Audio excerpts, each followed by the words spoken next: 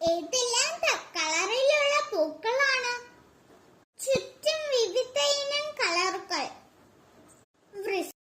വിശ്രമിക്കാനായി പ്രത്യേക ഇരിപ്പിടങ്ങളുമുണ്ട്. റോഡിന് ഓപ്പോസിറ്റായി പ്രൈവറ്റ് സ്റ്റാൻഡിനോട് ചേർന്ന് തന്നെ പത്തനംതിട്ട ജില്ലയുടെ നഗരസഭയുടെ ഹാപ്പിനെസ് പാർക്കും തുടങ്ങിയിരിക്കുന്നു. യാത്രക്കിടയിൽ അമ്മമാരും കുട്ടികളും മറ്റു ധാരാളം ആൾക്കാരും ഈ ഹാപ്പിനെസ് പാർക്കിൽ വന്നു പോകാറുണ്ട്. കുട്ടികൾക്കായി പ്രത്യേകം റൈഡുകളൊക്കെ ഉണ്ട്. റൈഡിൽ നിന്ന് വീണ് കാലൊക്കെ മുറിയാതിരിക്കാനായി ആർട്ടിഫിഷ്യൽ ഗ്രീൻ ഗ്രാസ് ആണ് ഹാപ്പിനെസ് പാർക്കിൽ ഉപയോഗിച്ചിരിക്കുന്നത്. കുഞ്ഞുങ്ങളല്ലേ, ഓടിച്ചാടി കളിക്കുന്നതിനിടയിൽ വീണ കാലം മുറിഞ്ഞാലോ?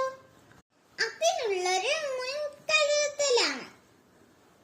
വികസനത്തിന്റെ കാര്യത്തിൽ ഏറെ മുമ്പിലെത്തിയിരിക്കുന്നു പത്തനംതിട്ട ജില്ല.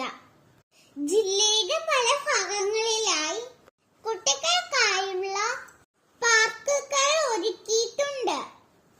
പ്രൈവറ്റ് സ്റ്റാൻഡിൽ നിന്ന് തൊട്ടടുത്തായി കാണത്തക്ക വിധത്തിൽ ചുറ്റിപ്പാറയുമുണ്ട്. കുട്ടികൾക്കേറെ പ്രിയമുള്ള ഒരു സ്ഥലം കൂടിയാണ് പത്തനംതിട്ട.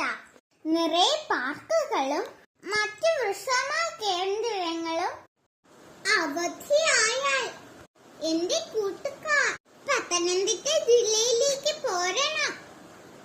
നിറയെ പൂക്കളും നിറയെ റൈഡുകളാലും സുന്ദരമാണ് ഇവിടം. ഇനിയും വികസനങ്ങൾ നടന്നുകൊണ്ടേ